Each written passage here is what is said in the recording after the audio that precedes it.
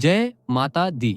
स्वागत है आपका हमारे चैनल पर, जहां हम आपको नवरात्रि के पावन अवसर पर माँ दुर्गा के 9 रूपों की दिव्य कथाएं सुनाते हैं। आज हम आपको सुनाने जा रहे हैं 5वें नवरात्रि की कथा, यानी माँ स्कंद माता की दिव्य महिमा।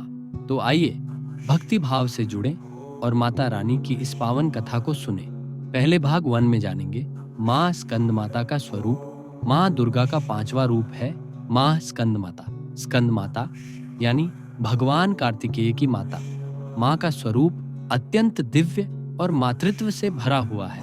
वे सिंह पर विराजमान होती हैं, 4 भुजाएं धारण करती हैं, दोनों हाथों में कमल पुष्प, एक हाथ में वर मुद्रा और चौथे हाथ में अपने पुत्र स्कंद यानी कार्तिकेय को गोद में लिए रहती हैं। उनका रंग श्वेत है, जो शांति और पवित्रता का प्रतीक है।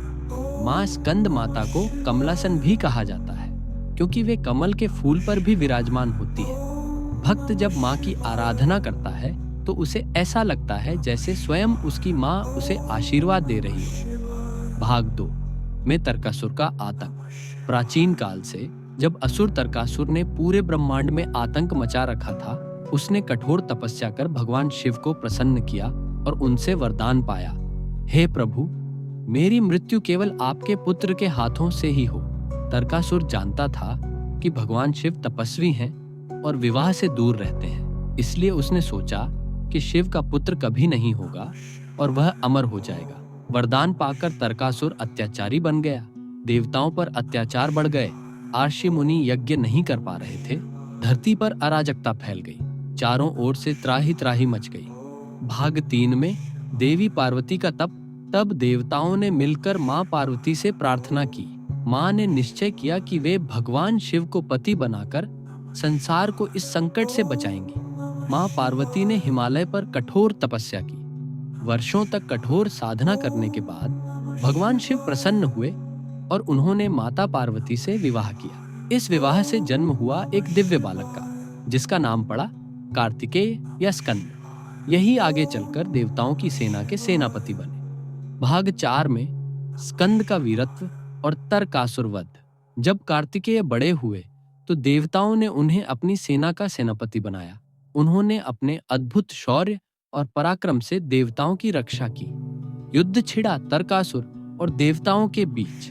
तरकासुर अपनी शक्ति से देवताओं को परास्त करने लगा, पर तभी आगे बढ़े मां स्कंद माता के पुत्र कार्तिकेय। कार्तिकेय ने अपने दिव्य शस्त्रों से तरकासुर का वध कर दिया। इस प्रकार ब्रह्मांड को आतंक से मुक्ति मिली। देवताओं ने हर्ष मनाया और माँ पार्वती को स्कंद माता के नाम से पूजने लगे। भाग 5 में माँ स्कंद माता की महिमा। माँ स्कंद माता केवल अपने पुत्र कार्तिकेय की माता नहीं है, बल्कि वे समस्त संसार की माता है। जो भी भक्त श्रद्धा से माँ की पूजा करता है, उसके जीवन से सारे संकट दूर हो जाते हैं। माँ की कृपा से भक्त को संतान सुख, धन धान्य, समृद्धि और सबसे बढ़कर शांति प्राप्त होती है। माँ के दर्शन मात्र से ही भक्त के पाप नष्ट हो जाते हैं और उसे मोक्ष की प्राप्ति होती है। इसीलिए कहा जाता है, स्कंद माता की उपासना करने वाला भक्त सीधे ब्रह्मलोक तक का अधिकारी बनता है। भाग 6 में 5वें नवरात्र की पूजा विधि। 5वें दिन माँ स्कंद माता की पूजा बड़े ही विधि विधान से की जाती है। इस दिन पीले या लाल रंग का वस्त्र पहनना शुभ माना जाता है। माँ को पीले फूल अर्पित करें, धूप, दीप, कपूर और भोग में फल व मिठाई चढ़ाएं। एयूएम स्कंद माताए नमः मंत्र का जप करें।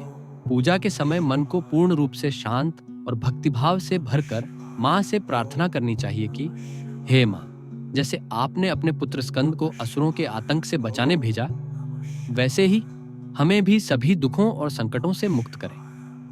भाग 7 में आध्यात्मिक महत्व। माँ स्कंद माता की उपासना से हमें जीवन में संतुलन और धैर्य की प्राप्ति होती है।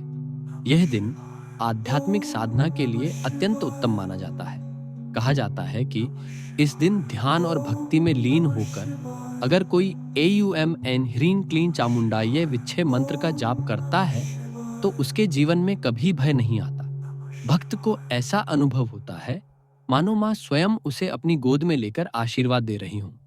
भाग 8 में कथा का सार और समापन। तो भक्तों, यह थी 5वें नवरात्र की कथा, माँ स्कंद माता की महिमा।